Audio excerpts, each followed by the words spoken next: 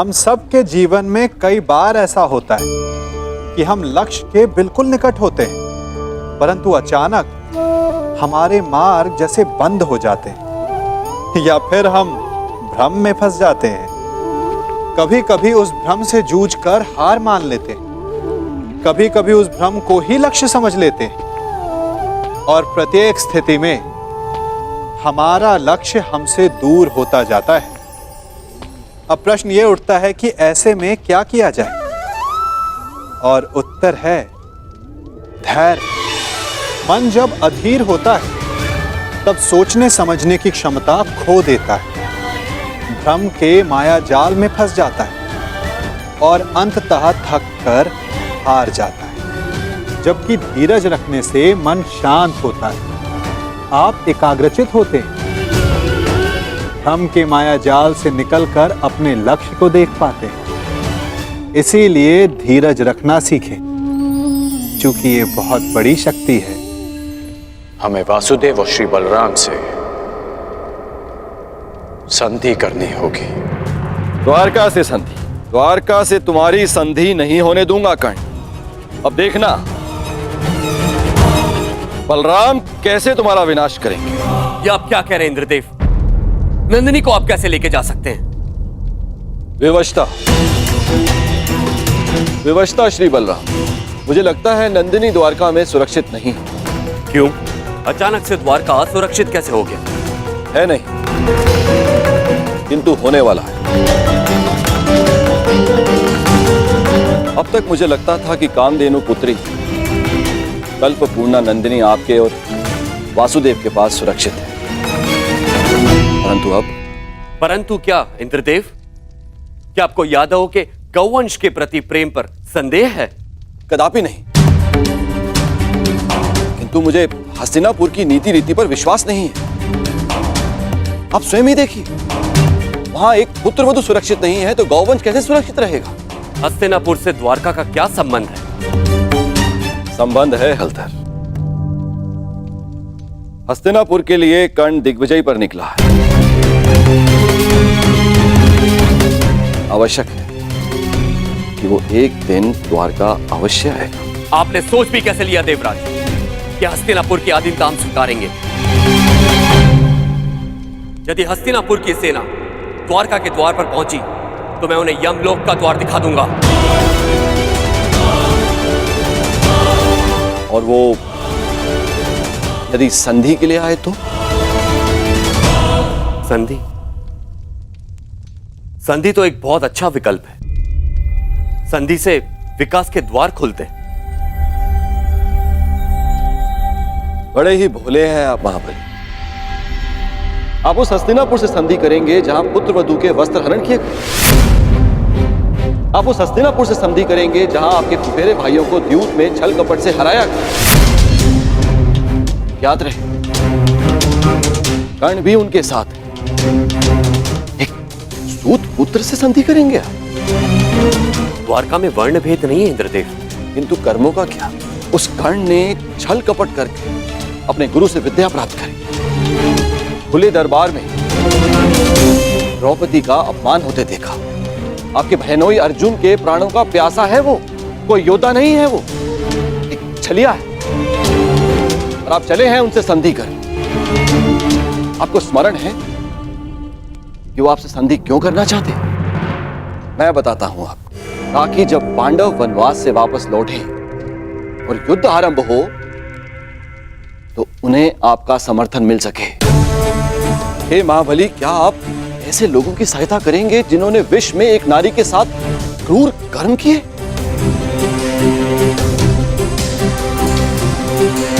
तो और क्या विकल्प हो सकता है इंद्रदेव? यदि कोई मित्रता का हाथ बढ़ाने के लिए आपके घर तक आए तो आप उसे कैसे ठुकरा सकते हैं? यदि मित्रता का अवसर ही ना दिया जाए तो? कैसे?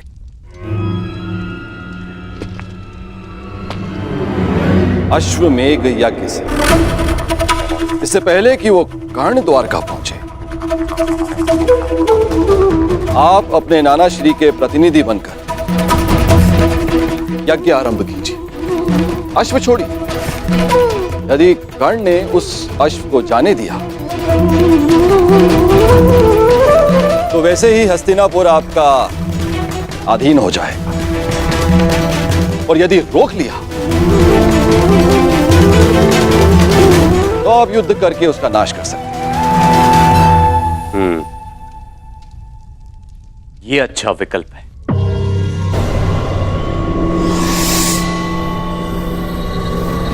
यदि ऐसा है तो मैं नंदिनी को आपके सानिध्य और आपकी सुरक्षा में छोड़ने के लिए तैयार हूं।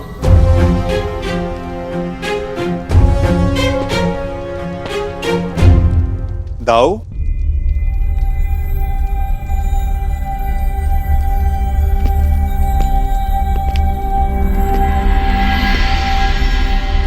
बिना कर्ण की मंशा जाने उससे युद्ध करना मुझे उचित प्रतीत नहीं होता दाऊ।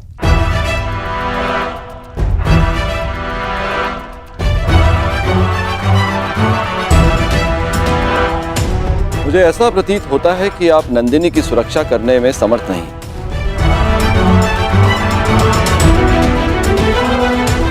ऐसी स्थिति में आप उसे लौटा ही दीजिए। यदि नंदिनी यहां से गई तो द्वारका का अपमान होगा, जो मुझे स्वीकार नहीं। नंदिनी यहीं पे रहेगी।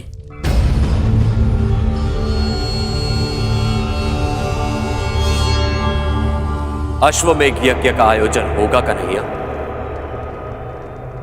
ये तुम्हारे ज्येष्ठ का आदेश है।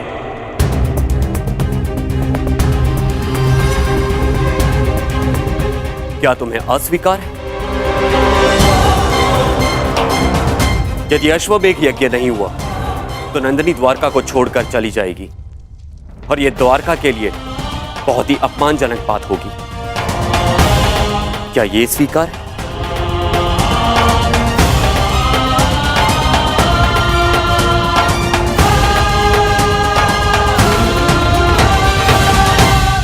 मैं आपके आदेश के परे कहां हूं दाऊ। जैसी आपकी इच्छा।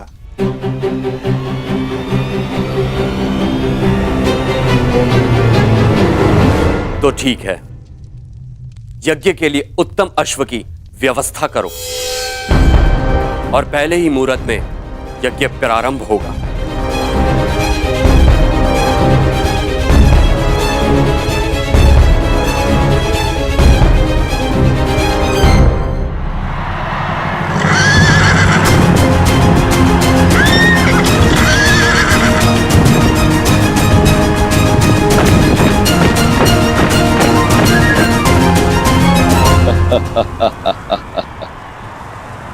इसे कहते हैं समय का चक्र।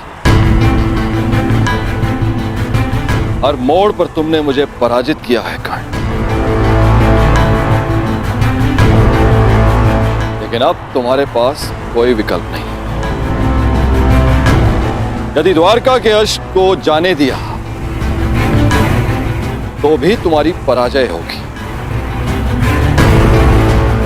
और रोक दिया तो बड़े भ्राता बलराम तुम्हारा वध करेंगे, जिसे स्वयं अनुज कृष्ण भी नहीं रोक सकेंगे।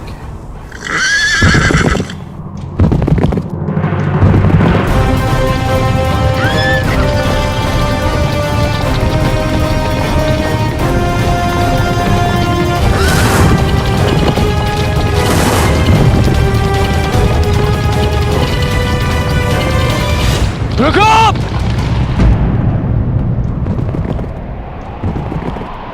क्या हुआ मित्र? रुकने का संकेत क्यों किया? द्वारका के निकट ही है। अश्व के पश्चात के स्वर सुनाई दे रहे हैं युवराज। ये अश्व की नहीं, तुम्हारे पतन की पश्चात है ये कर्ण।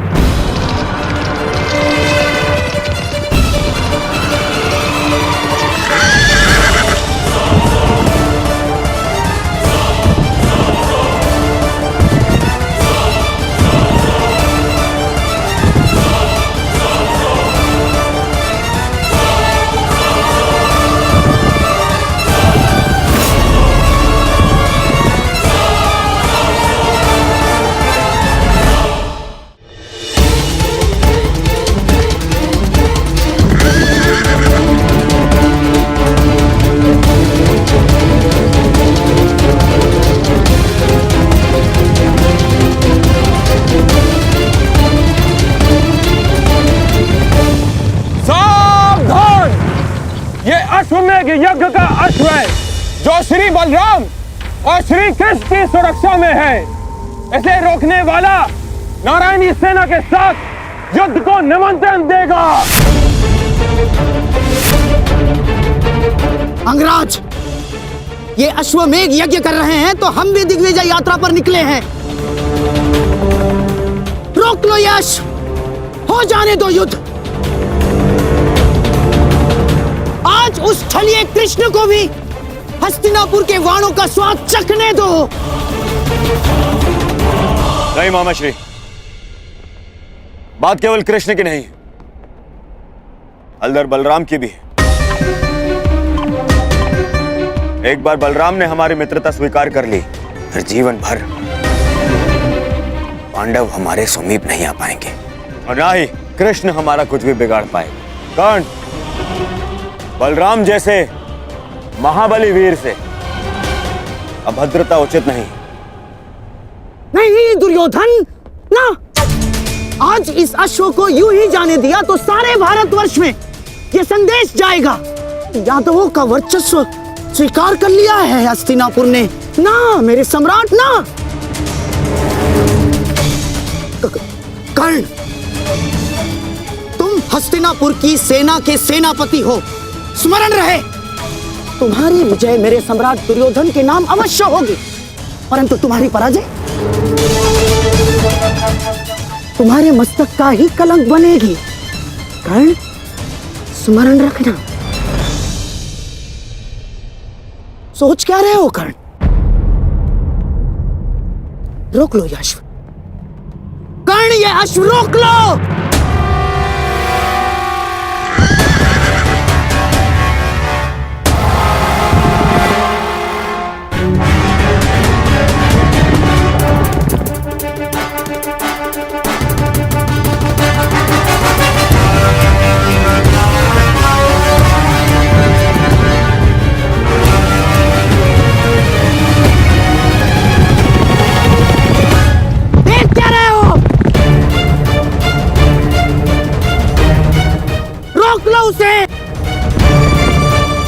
नहीं। कर्ण,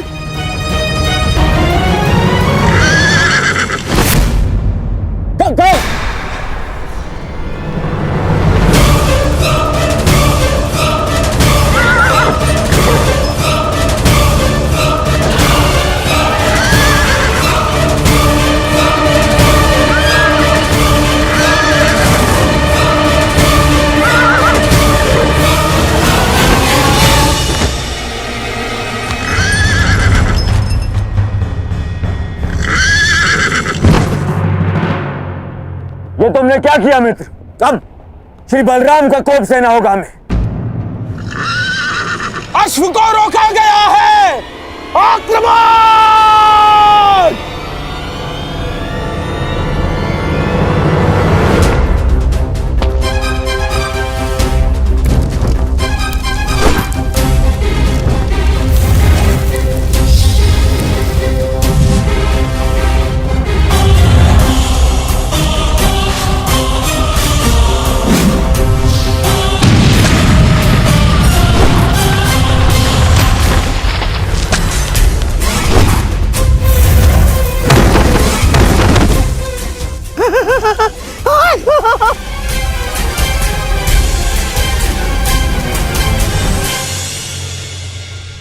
ठीक कहा था देवराज ने, यह कर्ण बड़ा ही उद्दंड और दुस्साहसी है। द्वारका के अश्वमेध यज्ञ के अश्व को रोका है उसने, हमारी सेना पर आक्रमण किया है उसने।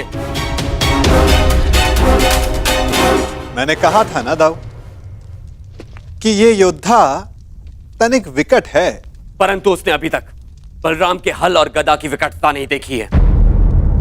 हस्तिनापुर को अपने हल की नोक से उखाड़कर भूमि में गाड़ दूंगा मैं जानता हूं कि तुम्हें कर्ण प्रिय है, परंतु जो भी द्वारका के सम्मान की सीमा को लांघे वो मुझे प्रिय नहीं। अब कर्ण को मेरा सामना करना ही होगा। अब जैसी आपकी इच्छा दाऊ। मैं तुम्हारी इच्छा जानना चाहता हूं कन्हैया। क्या इस युद्ध में तुम भाग लोगे या नहीं? अब दाऊ की इच्छा है तो कन्हैया को तो आना ही होगा।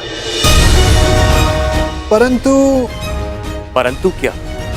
परंतु इस युद्ध में मेरी भूमिका कुछ और होगी दाऊ।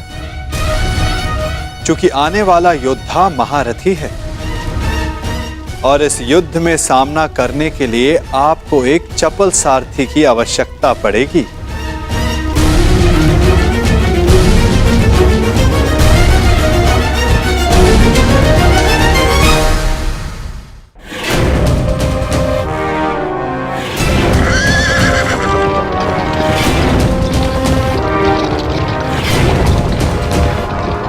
लो सम्राट, ये छलिया सारथी बनकर आया है, अर्थात शस्त्र नहीं उठाएगा। विजय निश्चित है सम्राट, विजय निश्चित है हमारी।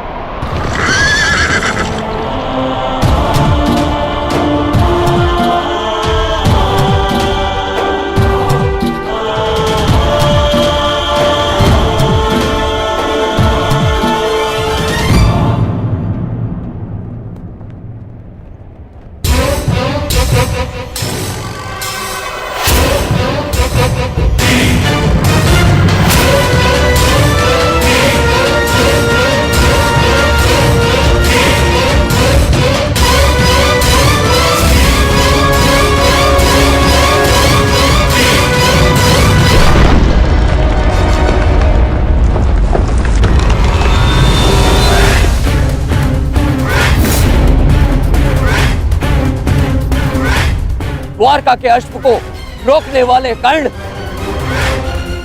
तेरा सामना बलराम से है। अपने प्रियजनों का स्मरण कर ले, क्योंकि तेरा स्वागत स्वयं यमराज करने वाले हैं।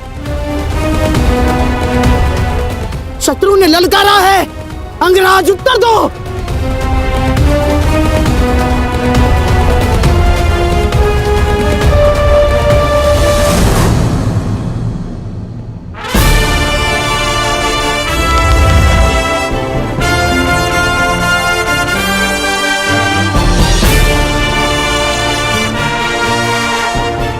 इस छलिए कृष्ण ने हमारे कई बनते काम बिगाड़े हैं दुर्योधन।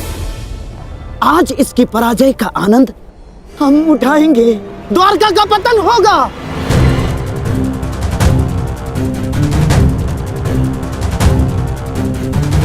और फिर तुम्हें पांडवों का कोई भय नहीं होगा, मेरे सम्राट, कोई भय नहीं होगा।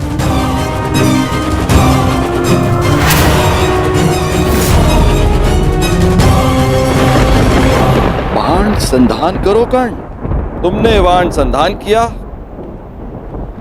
और मेरा प्रतिशोध पूर्ण होगा। आज मेरे एक परम शत्रु की हार निश्चित है, या तुम्हारी या कृष्ण की।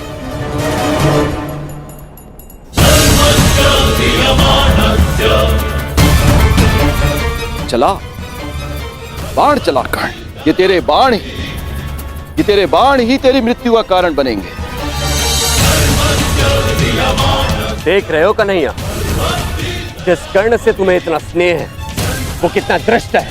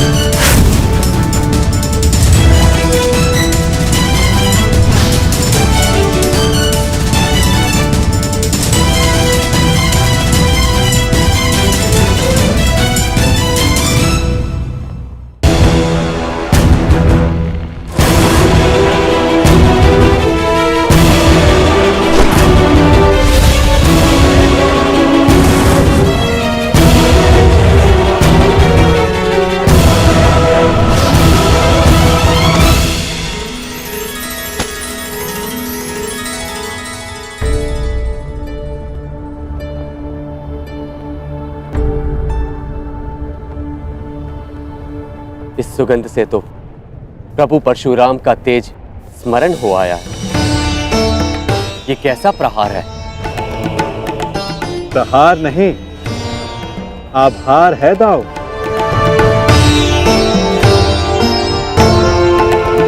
कहा था ना कि आने वाला योद्धा तनिक भिन्न होगा।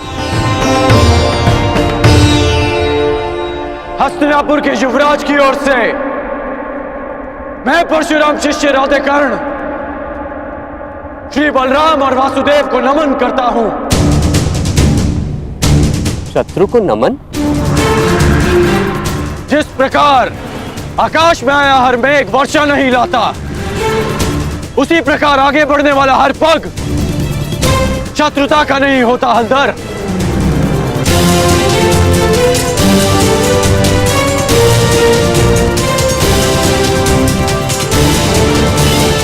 हस्तिनापुर की मित्रता स्वीकार करें। शत्रुता का विकल्प तुमने ही चुना था कर्ण। जब मित्रता ही करनी थी तो अश्वमेघ यज्ञ का अश्व रोका क्यों? ताकि यज्ञ पूर्ण करने की आपकी मंशा और आपके वीरों का परिश्रम व्यर्थ ना जाए।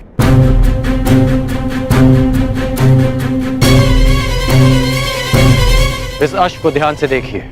इस अश्व का दायां कान कटा हुआ है।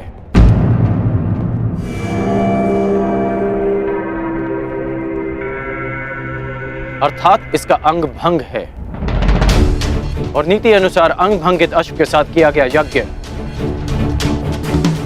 फलदायी नहीं होता। इसलिए मैंने आपके इस अश्व को रोका।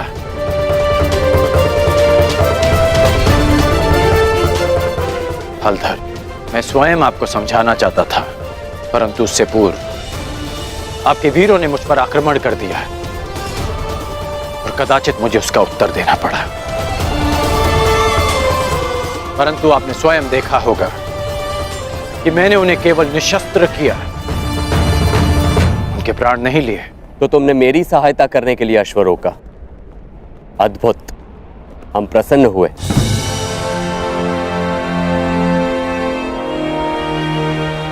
यह अश्व लाने का उत्तरदायित्व किसका था? कान्हा,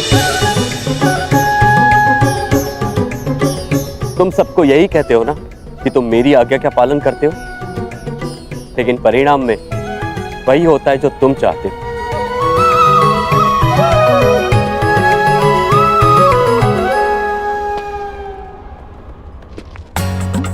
अब क्या करूं दाऊ, मेरा भाग्य ही ऐसा है। भाग्य नहीं, धूर्तता है तुम्हारी।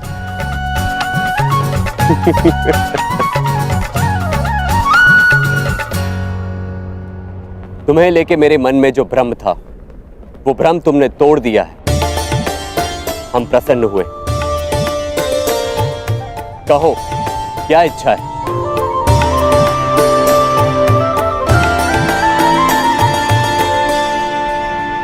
आपसे मित्रता की इच्छा है हलधर।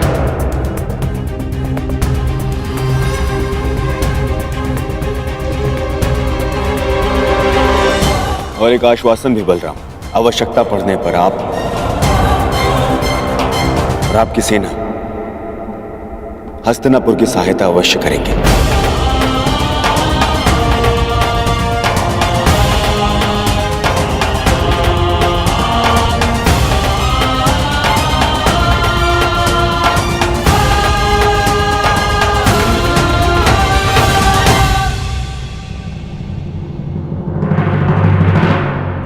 स्वीकार है।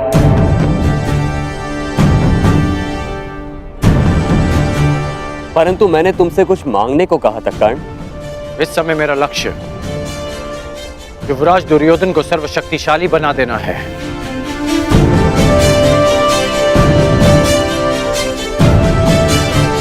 इसलिए मैं चाहता हूं कि आप युवराज दुर्योधन को गदा युद्ध की शिक्षा दें और इन्हें संसार का सर्वश्रेष्ठ गदाधारी बना दें। स्वीकार है।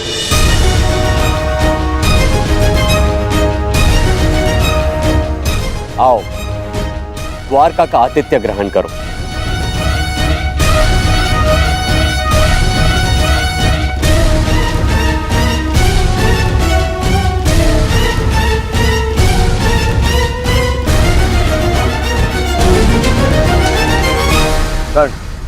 वरदान तुम्हें मिला था और तुमने उसे मेरे लिए उपयोग किया।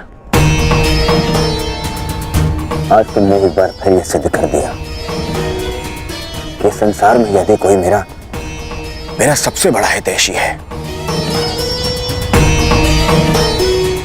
तो वो तुम हो कर्ण। मैं हस्तिनापुर का हितैषी हूं युवराज, और हस्तिनापुर युवराज का सेवक। मेरा धर्म हस्तिनापुर और आपको शक्तिशाली बनाना है। प्रणिपात युवराज।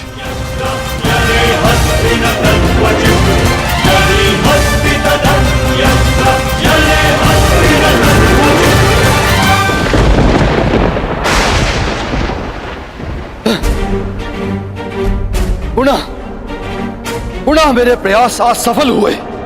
मेरे इतने कठोर परिश्रम के बाद भी उस कर्ण को द्वारका का समर्थन मिल ही गया। उस कर्ण की दिग्विजय पूर्ण हुई। और अभी तक मेरे पुत्र अर्जुन को कुछ भी प्राप्त नहीं हुआ, कुछ भी नहीं। समय आ गया है, समय आ गया है, मुझे ही कुछ करना होगा। इस कर्ण के सौभाग्य को दुर्भाग्य में परिवर्तित करना होगा।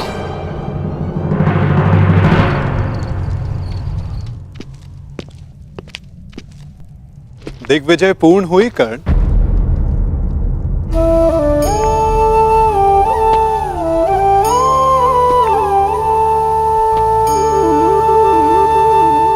लगभग 12 वर्षों तक तुम लगातार युद्ध करते रहे हो। निश्चित रूप से थकान अनुभव हो रही होगी। विश्राम नहीं करोगे? मित्रा के लिए शरीर की थकान से अधिक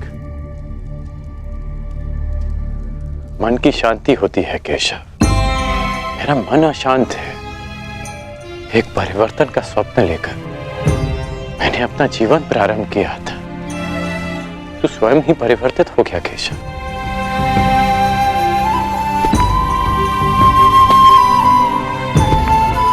परिवर्तन चाहते हो और स्वयं के परिवर्तित होने से घबराते हो।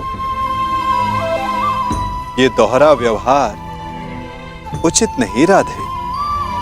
मैं ऐसा परिवर्तन नहीं चाहता था केशव। मैंने सदा स्वतंत्रता की कामना की थी, और आज स्वयं मैं हस्तिनापुर का दास बन गया। मैंने तो कितनी बार तुमसे ये बंधन तोड़ देने का आग्रह किया अंगराज, तुमने ही नहीं स्वीकारा। जानते हो मन में संतोष क्यों नहीं है? क्योंकि लक्ष्य शुद्ध होने के साथ साथ साधन और सहायक भी शुद्ध होने चाहिए। और तुम ये भली भांति जानते हो कि तुम्हारे सहायक कैसे हैं। मित्र, अब भी समय है तुम्हारे पास। नहीं केशव, समय बीत चुका है। मैं अपना वचन नहीं तोड़ सकता। मैं आपसे पूछता हूं, आपने भी तो कई वचन दिए होंगे। क्या आप अपने वचन तोड़ सकते हैं?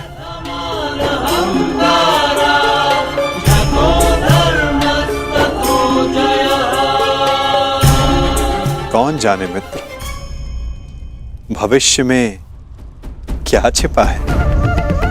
तुम बताओ, अब दिग्विजय के पश्चात तुम क्या करोगे? केशव, मेरा मन अशांत है। सोच रहा हूं कि हस्तिनापुर जाने से पूर्व गुरु परशुराम के दर्शन करा। विचार उत्तम है मित्र, परंतु स्मरण रखना, कभी कभी अकेला यात्री मार्ग में भ्रम के जाल में फंस जाता है। प्रयास करना कि भ्रम के जाल में ना उलझ जाओ। केशव, जिस परिस्थिति में मैं हूं, कोई भ्रम मुझे क्या सताएगा?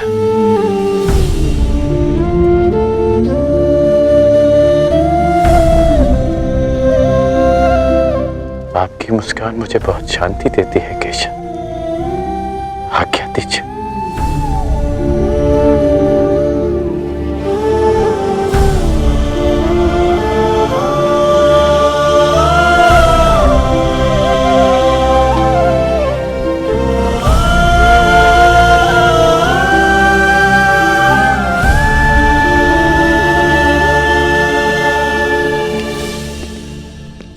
कभी कभी मनुष्य परिस्थितियों का खिलौना बन जाता है मित्र। कभी कभी मंतव्य शुभ होने पर भी गंतव्य पर कुछ अशुभ हो ही जाता है। इसीलिए यात्रा में सावधानी आवश्यक है। तनिक सी असावधानी बहुत बड़ी दुर्घटना को जन्म दे देती है। सावधान रहना मित्र।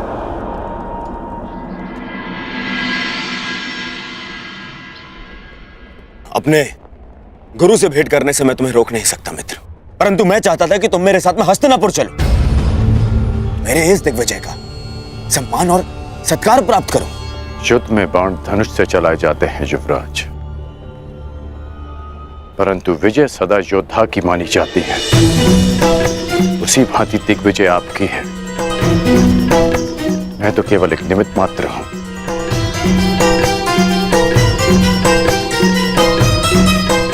आज्ञा दें।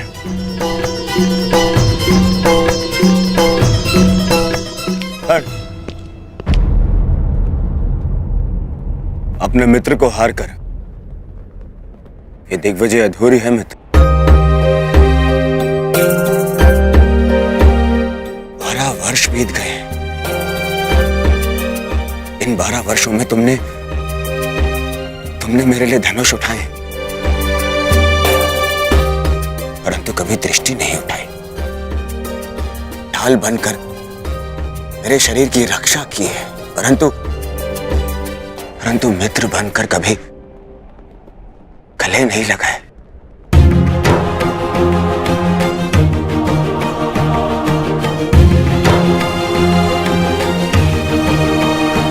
मुझे तो यह समझ में नहीं आता कि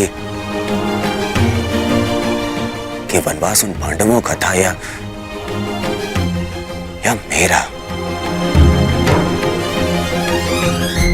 बस मित्र, अब तो क्षमा कर दो मुझे। एक दिग्विजेता को अपने सेवक से क्षमा मांगना शोभा नहीं देता युवराज।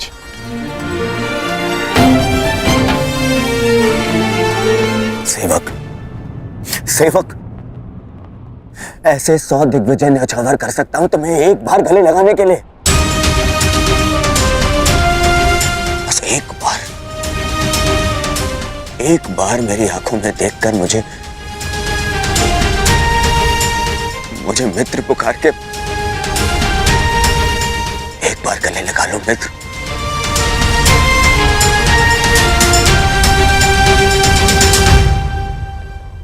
कदाचित एक बार उस मित्र की पुकार युद्ध भवन में भी सुन ली होती आपने युवराज।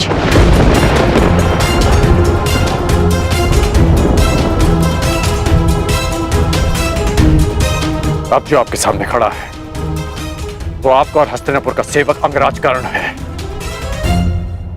आपका मित्र राधे कर्ण। द्रौपदी के अपमान की ज्वाला में भस्म हो चुका है।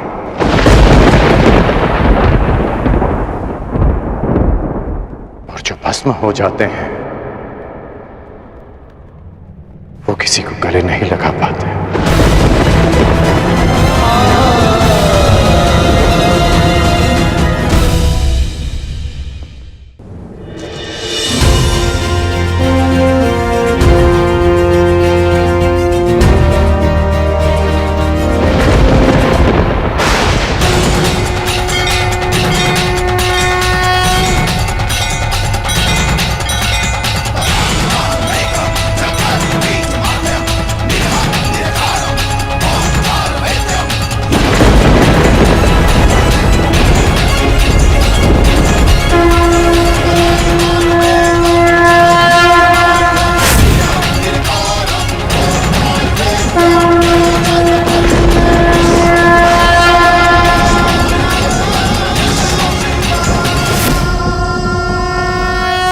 स्वागत है देवराज। आपके पदचाप ने आपके आने की सूचना दे दी थी मुझे।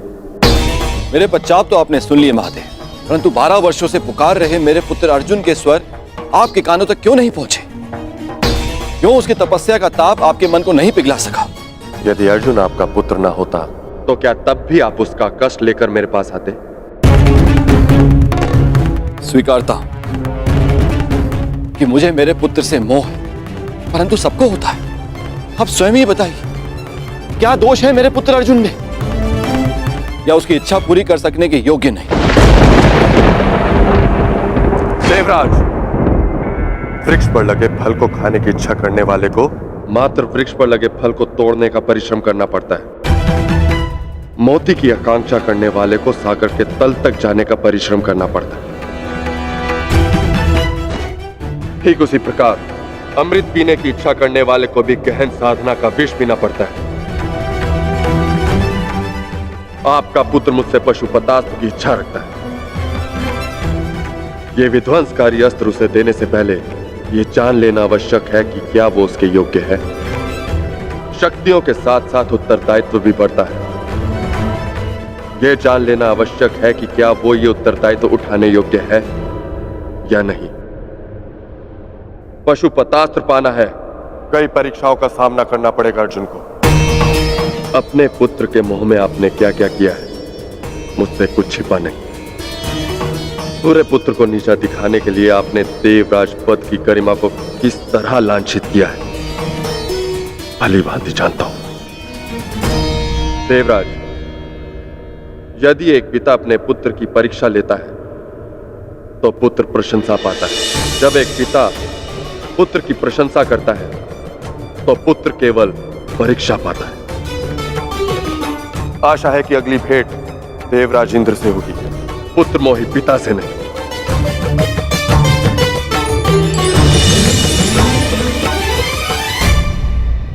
हाँ, मैं पुत्र मोही हूं महादेव, परंतु मुझे अपने पुत्र की कौशलता, योग्यता और तपस्या पे अनंत विश्वास है।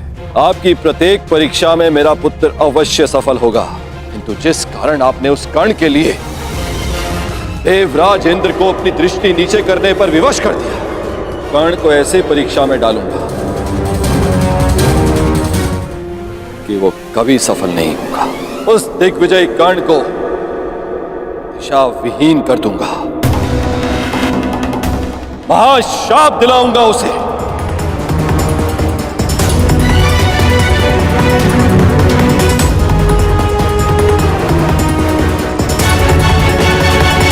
उस दिग्विजय कर्ण को दिशा विहीन कर दूंगा, महाशाप दिलाऊंगा उसे। और महाशाप पाने के लिए उस कर्ण से महापाप करवाऊंगा।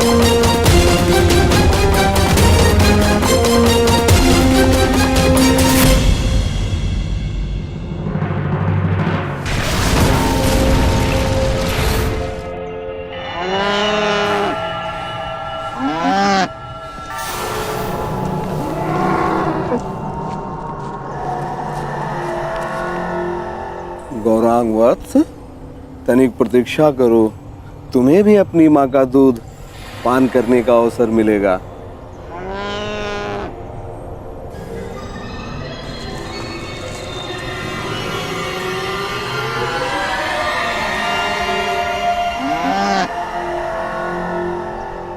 क्या है श्यामा? इतना भयभीत क्यों? मैं हूं ना तुम्हारे साथ। हाँ?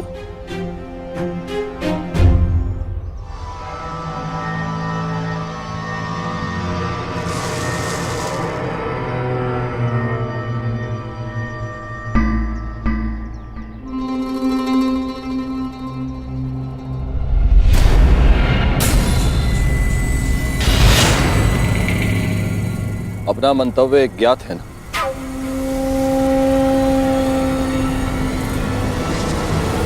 लगता है तुम्हें भूख लगी है। अभी मैं तुम्हारे लिए चारा लेके आता हूं, ठीक है?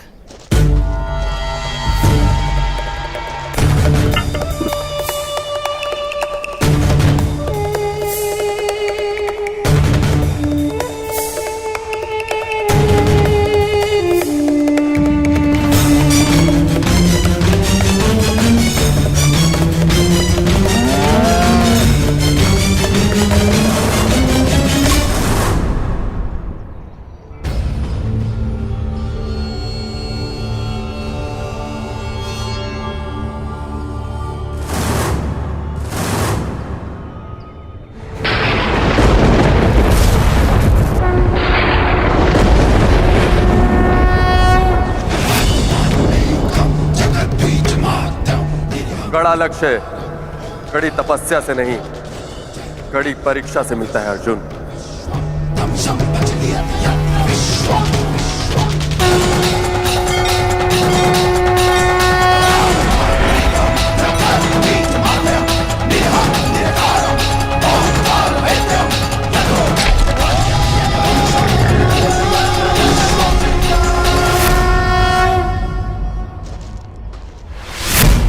गौरांग, गौरांग,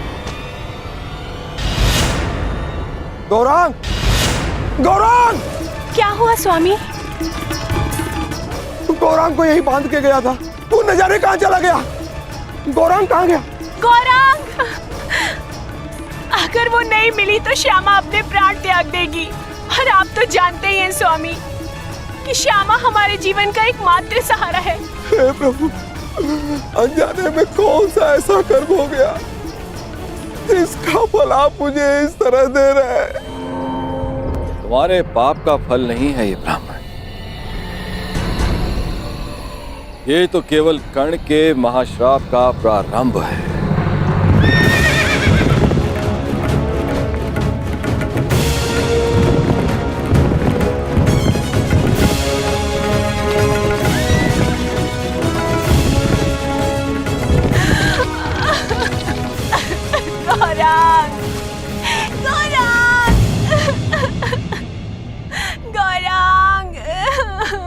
क्या हुआ ब्राह्मण देव?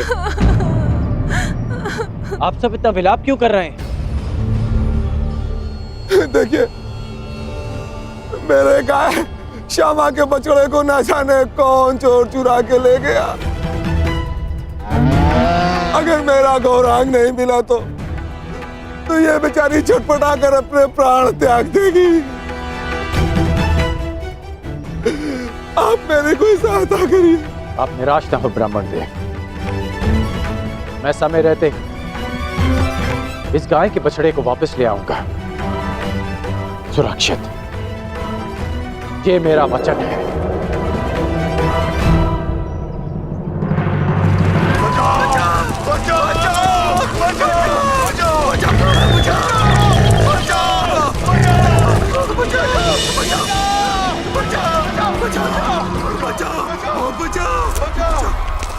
हे तपस्वी, अपनी तेज के प्रयोग से इस भयंकर प्राणी से हमें त्राण दिलाओ।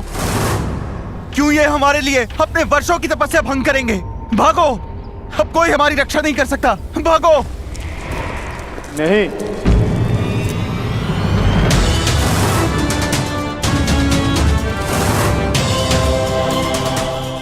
एक क्षत्रिय के लिए किसी की रक्षा करना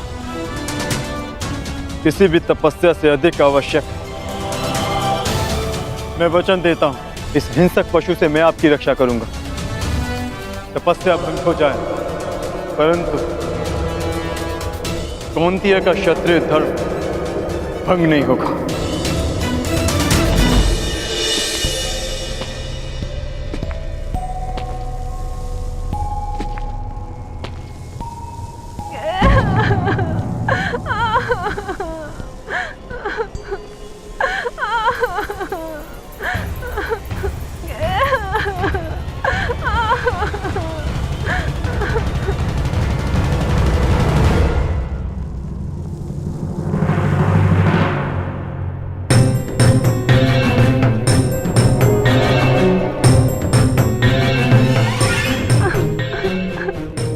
भयभीत मत हो छोटे मित्र। क्या हुआ?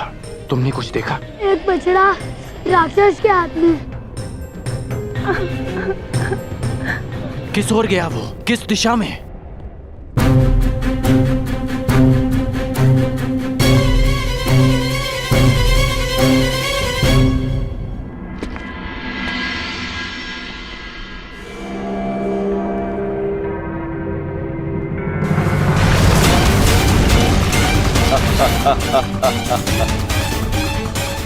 जाओ कर्ण, जाओ, अपने विनाश की ओर जाओ।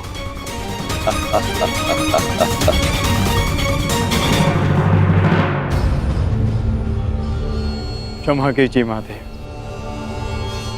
आपकी तपस्या बीच में छोड़कर जा रहा। तपस्या पुनः कर लूंगा, परंतु मेरे होते हुए किसी निर्दोष के प्राण जाएं, ये द्रोण शिष्य कुंती अर्जुन नहीं होने दे सकता।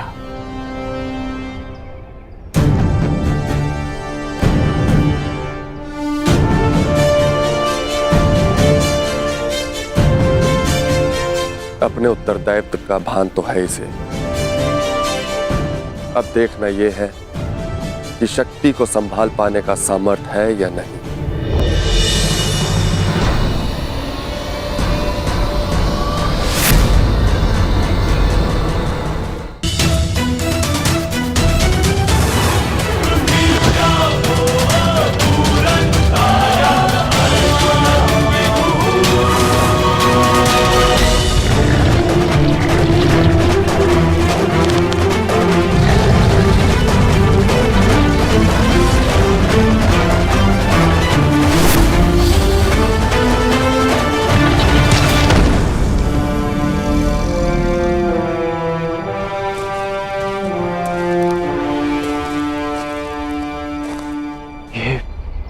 दूसरा बाण किसका है? ये बाण मेरा है।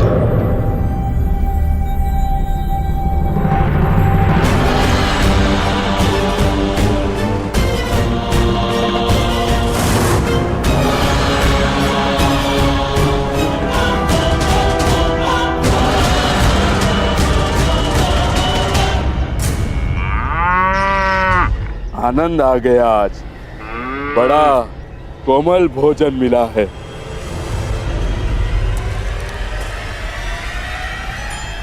सावधान!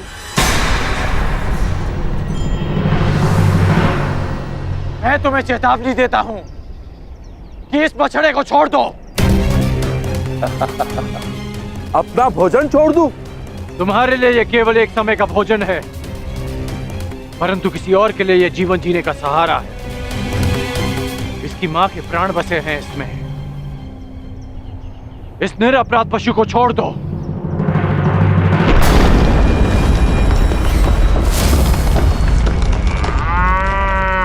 ये मेरा भोजन है, नहीं छोड़ूंगा इसे। मैं तुम्हें वचन देता हूं कि मैं तुम्हें भरपेट भोजन करवाऊंगा। बड़े दानवीर हो, परंतु मैं राक्षस हूं, बल से अपना खेत करता हूं। नहीं छोड़ूंगा इसे। और मैं इसे लेकर ही जाऊंगा। तो तुम्हें इसे प्राप्त करने के लिए मुझसे युद्ध करना होगा मनुष्य। ये लक्ष्य मेरा था, तुमने बाण क्यों चलाया? इसका नाश करना मेरा कर्तव्य था।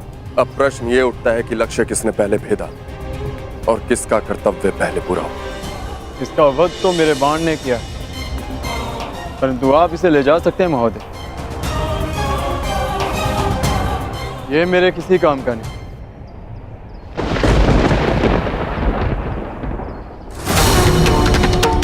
मूर्ख!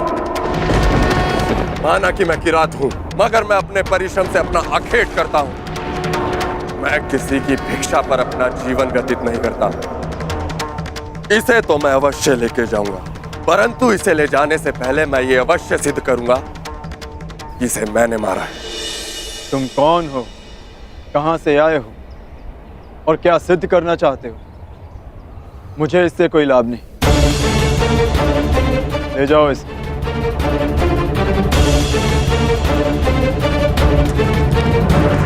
रुको!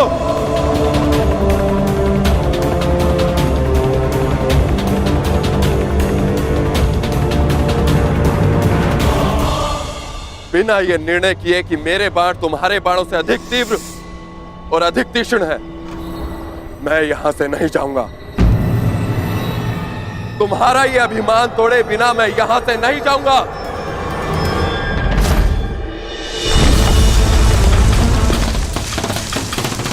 तुम मुझे युद्ध करने के लिए विवश कर रहे हो।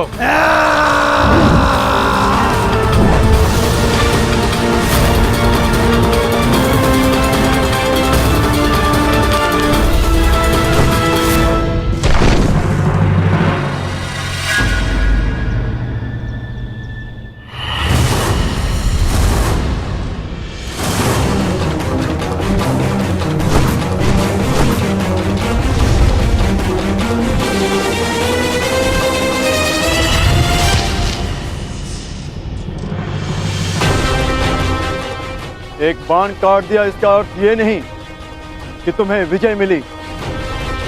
मेरे पास बाणों की कमी नहीं। मेरे पास भी बाणों की कमी नहीं है।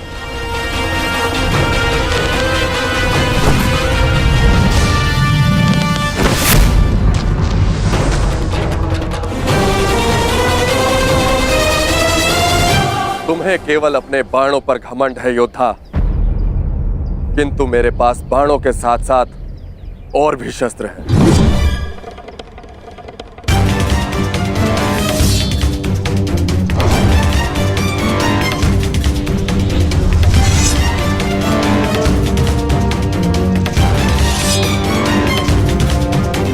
तलवार उठाओ योद्धा।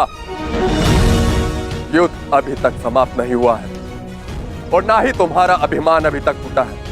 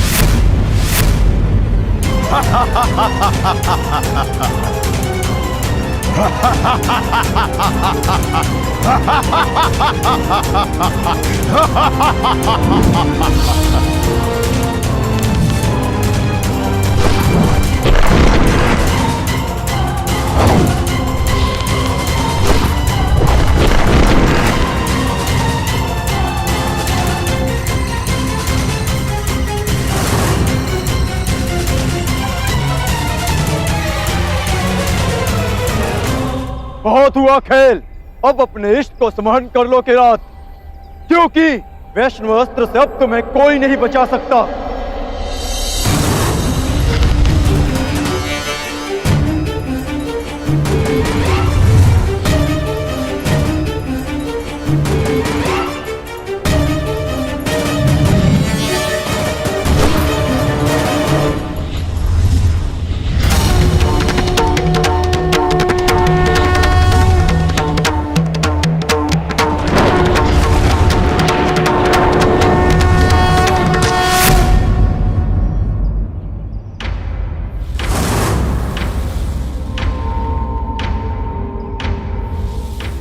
महान वैष्णव अस्त्र ने एक साधारण किरात का सम्मान किया,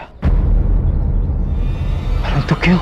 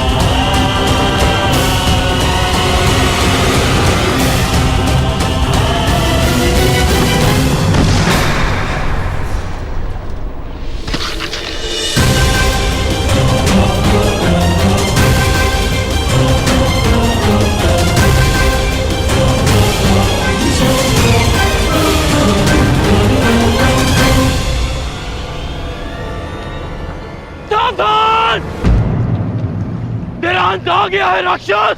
ये मेरा नहीं, तुम्हारा अंत है कर्ण।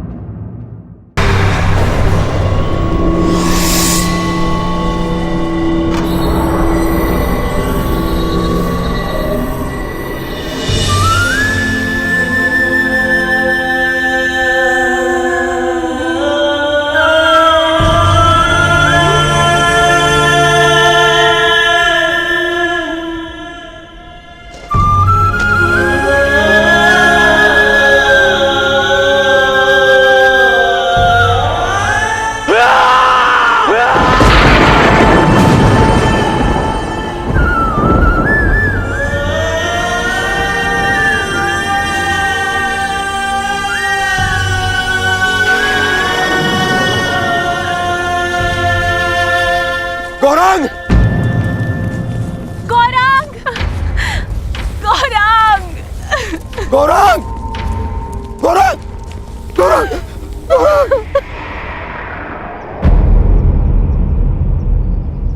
मेरे गौरांग की तुमने हत्या कर दी। हत्या कर दी तुमने मेरे गौरांग की धनुर्धर। तुमने एक मूक और विवश अबोध पशु की हत्या कर दी, जो कीचड़ में फंसा हुआ था।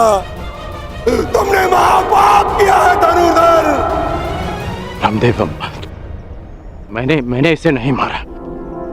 मैं तो केवल राक्षस का वध कर रहा था। वो राक्षस वो अभी यहीं था। वाह धनुर्धर वाह! कौन सा राक्षस है यहाँ? यहाँ तो कोई राक्षस नहीं है। अपने आप को निर्दोष सिद्ध करने के लिए असत का सहारा मत लो धनुर्धर।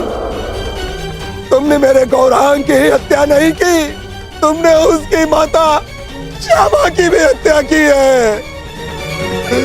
तुमने सिर्फ उसकी मां की ही नहीं, मेरे परिवार के सदस्य की भी हत्या की है धनुर्धर।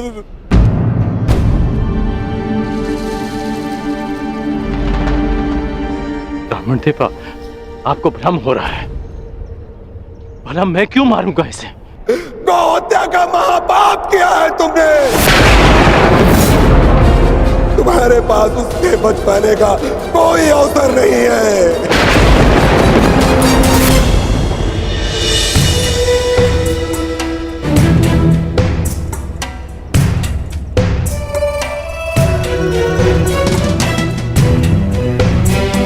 ये तो वही पुष्पहार है जो मैंने शिवलिंग को अर्पित किया था।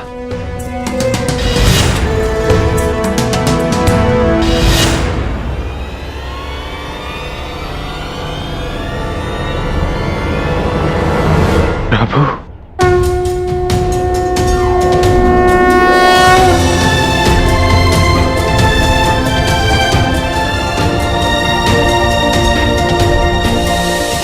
मुझे क्षमा कर दीजिए प्रभु। मैं आपको पहचान नहीं पाया। आपको पहचान नहीं पाया प्रभु, मुझे क्षमा कर दीजिए।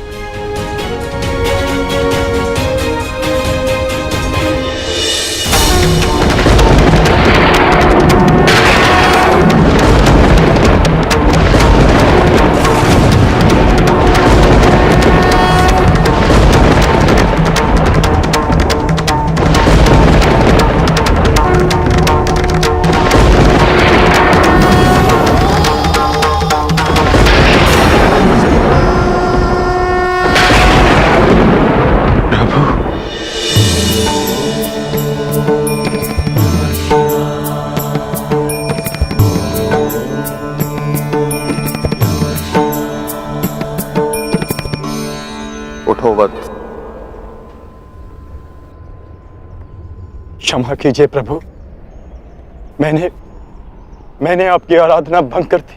क्योंकि यही उचित था।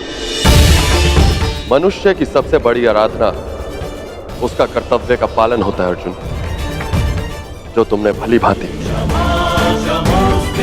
किसी और के प्राणों की रक्षा के लिए तुमने अपनी तपस्या भंग की। अर्थात तुम अपने कर्तव्यों को भली भांति जानते। मैं केवल यह देखना चाहता था कि तुम पशुपतास्त्र के योग्य हो या नहीं, इसलिए मुझे तुम्हारी परीक्षा लेनी पड़ी।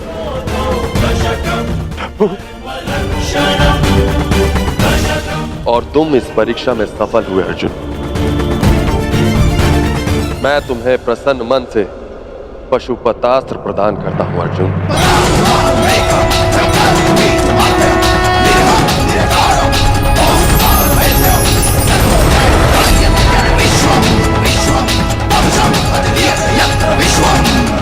कल्याण हो।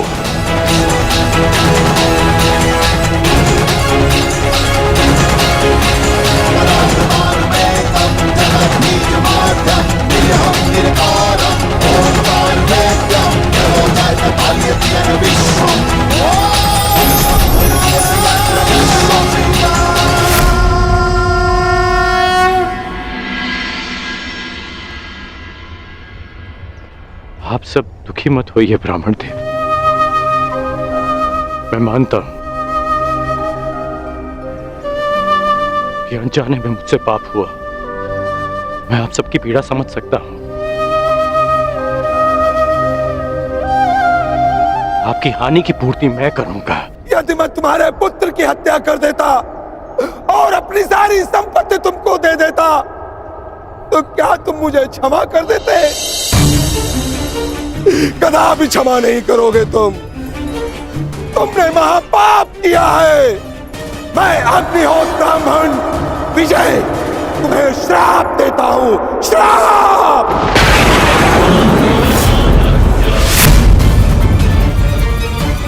किस प्रकार तुमने कीचड़ में फंसे हुए मेरे असहाय बछड़े को मारा है, उसी प्रकार तुम भी एक दिन पृथ्वी पे असहाय गिरे रहोगे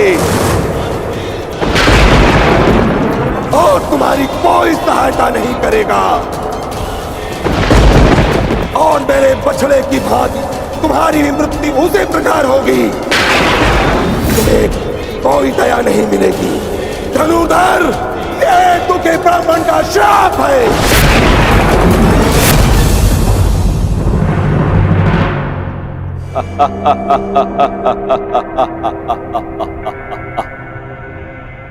सूर्य पुत्र कर्ण, सूर्य पुत्र, अभिशापित कर्ण, अभिशापित। आज मेरे मन में जल रही प्रतिशोध की अग्नि को थोड़ी सी शीतलता प्रदान हुई। है अभिशापित कर्ण, तुमने मेरे गर्व पर प्रहार किया, मेरे आत्मसम्मान को ठेस पहुंचाई, मुझे युद्ध में पराजित कर पीड़ा दी। और मैंने तुम्हें पराजित करने की भूमिका निर्माण की। तुमने मुझे पराजित किया होता तो किसी स्थिति में मैं तुम्हें क्षमा कर भी देता, परंतु तुमने मेरे पुत्र अर्जुन के विरुद्ध खड़े होकर अपने जीवन की सबसे बड़ी भूल की है। जब तक तुम्हारा संपूर्ण विनाश नहीं हो जाता, तब तक ये देवराज इंद्र संतोष से विश्राम नहीं करे। धनुर्धर, मेरा श्राप कभी व्यर्थ नहीं जाएगा। गौ हत्या के पाप का दंड तुम्हें हमेशा डसता रहेगा, डसता रहेगा।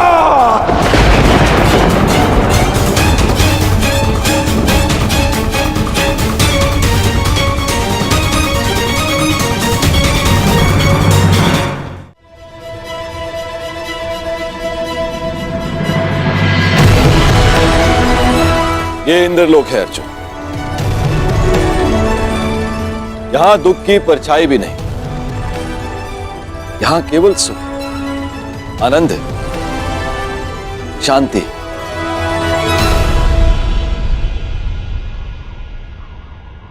क्षमा कीजिए पितादे, मेरे भाई वहां पीड़ा भोगे और मैं यहां आनंद करूं, ऐसा कैसे हो सकता है? हमें अपनी प्रतिज्ञा पूर्ण करनी है, महायुद्ध करना है, स्त्री के अपमान का प्रतिकार करना है मुझे। अर्जुन, उस प्रतिकार को पूर्ण करने के लिए तुम्हें कुछ दिव्यास्त्र की आवश्यकता पड़ेगी अर्जुन। उनकी दीक्षा देने के लिए ही मैं तुम्हें यहां लाया हूं। आओ अर्जुन, आरंभ कर।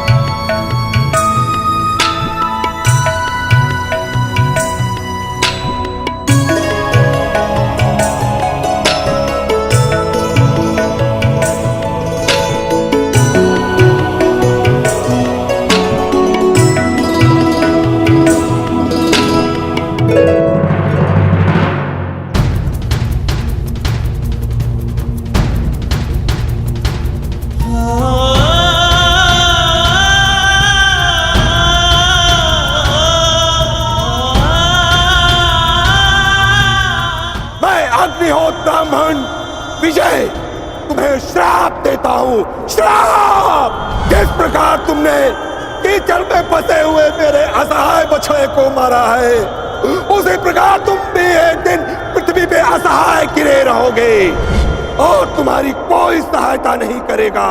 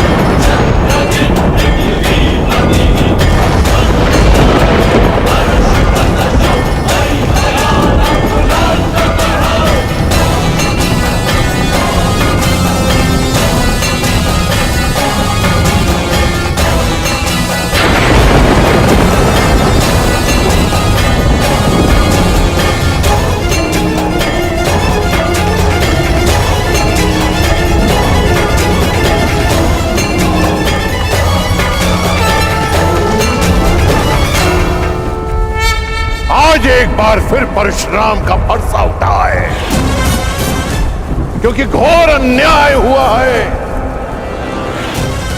मेरे शिष्य को अकारणी श्राप दिया गया है। मैं पूरे संसार का सर्वनाश कर दूंगा, मैं ध्वंस कर दूंगा। आज संसार में प्रलय आएगी, नरसंहार होगा। 21 बार इस धरा को क्षत्रिय विहीन कर देने वाला परशुराम एक बार फिर इस धरा को मानव विहीन कर देगा।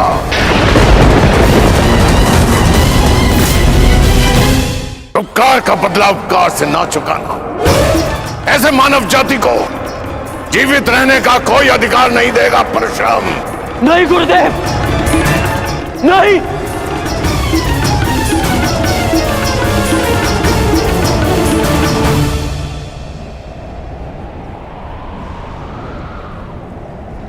ऐसा अनर्थ मत करिए गुरुदेव, शांत हो जाइए।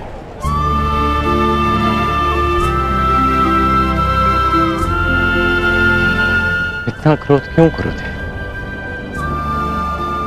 मुझे तो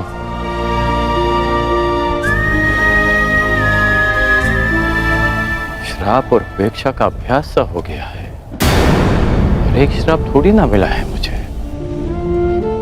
मेरा जीवन तो प्रारंभ से अभिशप्त रहा है, और आपने भी तो मुझे श्राप दिया है गुरुदेव। मैं जमदग्नि पुत्र परशुराम तुम्हें श्राप देता हूँ। मेरे द्वारा दिए गए दिव्यास्त्रों का आवाहन नहीं कर पाओगे, ये मेरा श्राप है। उसी अपराध की अग्नि में तो परशुराम अभी तक जल रहा है पुत्र। ऐसा कहकर मुझे पाप का भागी ना बनाए। मां की मार और गुरु की फटकार, जीवन में इससे बड़ा प्रसाद नहीं हो सकता। और वैसे भी गुरुदेव, कोई भी श्राप और कोई भी पीड़ा मेरे भाइयों की मृत्यु से अधिक नहीं हो सकती।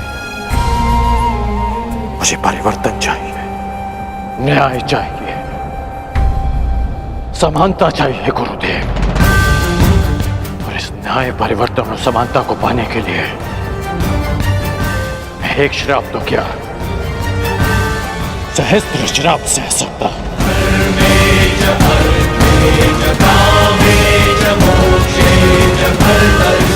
और कोई श्राप आपके इस शिष्य को अपने लक्ष्य से, अपने कर्म पथ से हटा नहीं सकता गुरुदेव।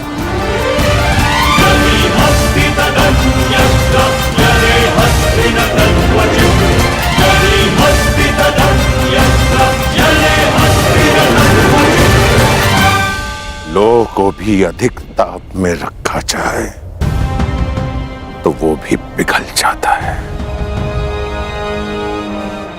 पाषाण पर चोट करो तो उसमें से भी चिंगारियां निकलती हैं, परंतु कर्ण, तुम तो स्वर्ण हो, स्वर्ण। तुम्हें जितना तपाया जाता है तुम मुझसे कहीं अधिक चमकदार बनकर निकल आते हो। यहां कई वीर योद्धा आए और आएंगे भी, पर तुम जैसा धैर्यवान और वीर योद्धा न भूत हो न भविष्य हो, न कभी हुआ है और ना ही कभी होगा। मैं तो चिरंजीवी हूं, कभी मृत्यु को प्राप्त नहीं होगा, परंतु वत्स, मृत्यु भी तुम जैसे धैर्यवान और वीर योद्धा को प्रणाम करेगी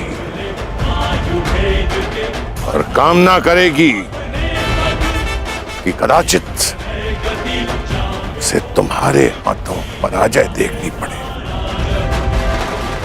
अपने कर्म पथ पर आगे बढ़ो कर्ण। तुम भले ही अभिशापित हो और संसार के वीर योद्धाओं से कहीं अधिक श्रेष्ठ सिद्ध होगे। तुम मृत्युंजय कर्ण बनोगे, कर्ण बनोगे।